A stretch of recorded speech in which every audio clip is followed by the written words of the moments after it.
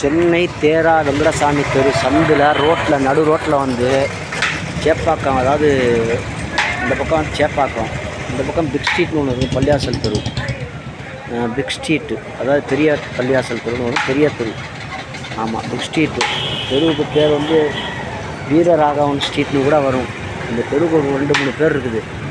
பக்கத்தில் பார்த்தீங்கன்னா நடு ரோட்டில் போர்டை வச்சு வியாபாரம் பண்ணுறாங்க. எவ்வளோ மக்களுக்கு பாதிப்பு இருக்குது. இதை வந்து மாநகராட்சி இங்கே ஏற்க மாட்டாங்க. பக்கத்தில் தான் இருக்கார் கவுன்சிலர் ஏரியாவில், இதே ஏரியாவில் பக்கத்தில் தான் இருக்கார், ரொம்ப தூரம் கூட இல்லை. அவரும் கேட்க மாட்டார் பாருங்க. மக்களுக்கு எவ்வளோ இடைஞ்சல் இருக்குது பாருங்கள். இப்போ ரோட்டில் எவ்வளோ போர்டை கொண்டாந்து வச்சு, அவர் தனி மனுஷன் ஒருத்தன், அவன் சம்பாரித்து வாழ்கிறதுக்காண்டி தனி எவ்வளோ பெரிய ரோட்டில் கொண்டாந்து நடுவில் கொண்டாந்து கல்லை கொண்டாந்து போர்டை கொண்டாந்து வச்சுருக்கான்.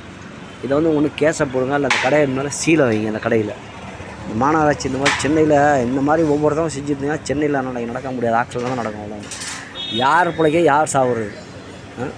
இதெல்லாம் நம்ம போய் தட்டி கேட்க முடியுமா? நம்ம போய் தட்டி கேட்டோம்னாக்கா பிரச்சனைகள் உண்டாகும். நான் ஸ்டேஷனுக்கு போனால் உனக்கு நிறையா கண்டுக்காமல் போயாமாங்க போலீஸு. இதுதான் நடக்கும், புரியுதுங்களா? இப்படி தானே நல்லவனுக்கு எங்கே சப்போர்ட் வர்றாங்க. எவன் அநியாயம் பண்ணுறான், அராஜகம் பண்ணுறான், அவனுக்கு தான் சப்போர்ட் அதிகமாக நடக்குது. இந்த உலகமே அப்படி தான் இருக்குது அதிகபட்சமாக. இல்லை கவர்மெண்ட் என்ன தான் முடிவு எடுத்து செய்கிறீங்கன்னு செய்யுங்க.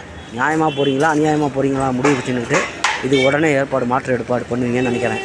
நன்றி, வணக்கம்.